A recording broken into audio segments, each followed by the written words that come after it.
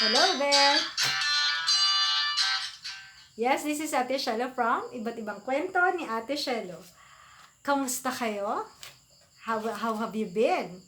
Well, I have a story about fences.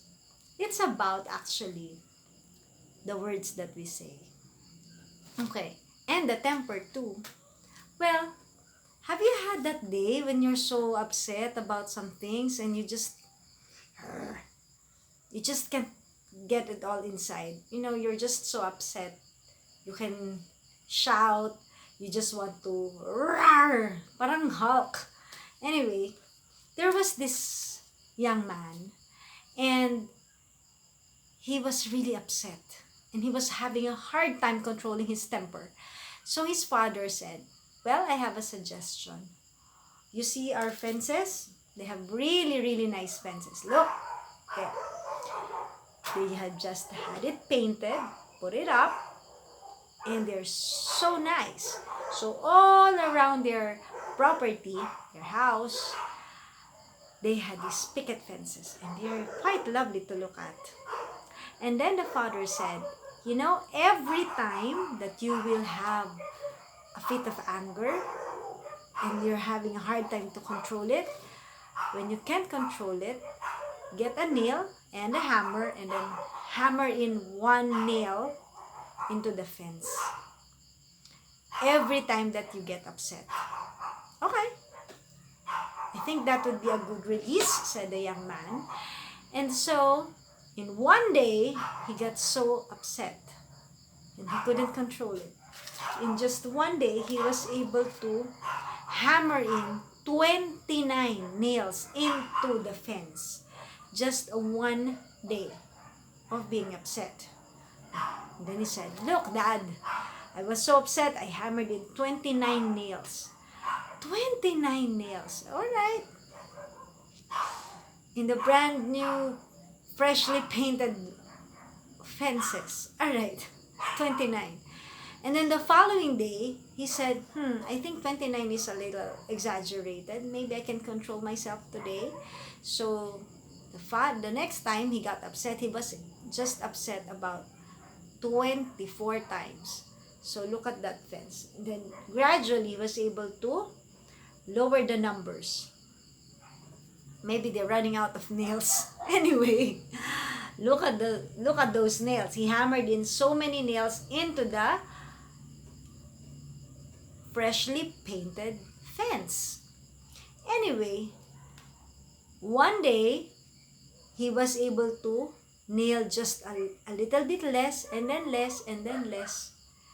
And before he knew it, one day, he had to celebrate because that was the day that he was not able to hammer a single nail into the fence. The father was so excited for him. And then he said, well, that is worth celebrating, son. Really, Dad? What do you think is the best way to celebrate my being able to control my temper today? Well, what I want you to do is today, you had the chance to be upset how many times? I think I was going to be upset about 9 times, but I was able to control my temper. Oh, that's good. So you can hammer.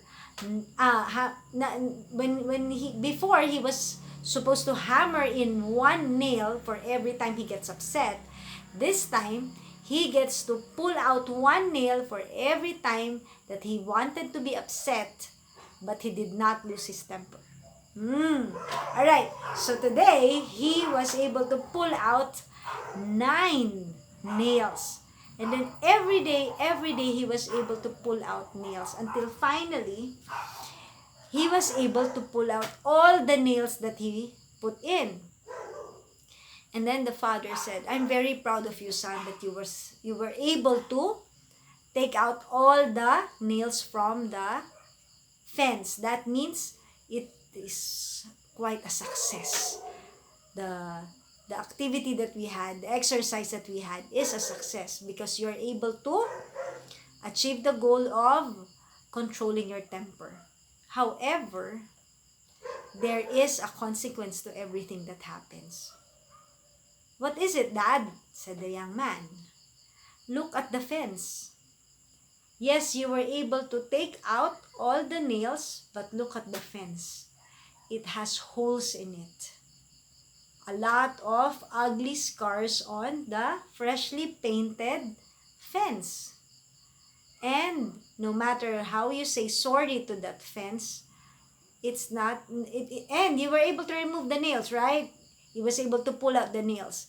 But even if he was able to pull out the nails, the scars won't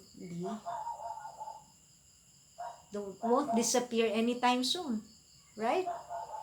Look, this was their fence before he hit them with nails, and this was the fence after.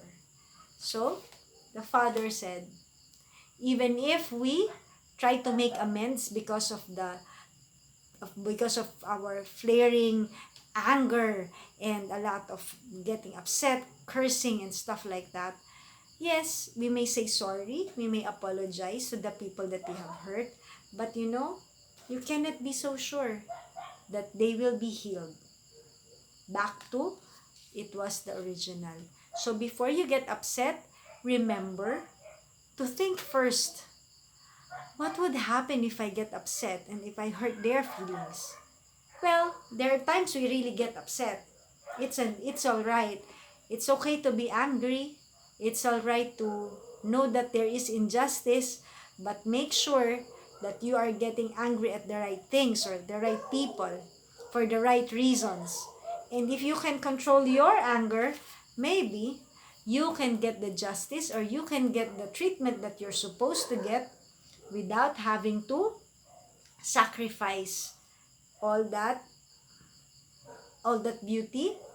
There's a beautiful relationship that you have, and then if you get scars on it because of, look, it won't be the same. So before you say anything, before you burst into fits of anger and hurt the people around you, think first. Because if you don't think, you might be hurting people and you might be hurting feelings that won't heal very soon. And it's gonna take a long time before these feelings get healed. Mas mabilis pang mag-heal ito kesa dito. This wooden fence would heal, but sometimes the most hurt hearts, those pained hearts won't heal at all. So you don't want that happening, do you? So before you say anything, think. Before you burst into fits of anger, think. Breathe hard and slow before you say anything that would hurt others. Okay? So, with that, may God be praised. Thank you for watching. And those who have not yet subscribed, please do feel free to subscribe and hit that subscribe button and the bell too for a steady stream of stories and lessons from iba't ibang kwento ni Ate Shelo. And please ask your friends also to enjoy this with you. It's nice to watch these stories with friends. And why? So that you can discuss with them the stories that and lessons that you have learned. Alright? Thank you so much. This is Ate Shelo from Iba't Ibang Kwento ni Ate Shelo. Thank you for now. Mind your fences.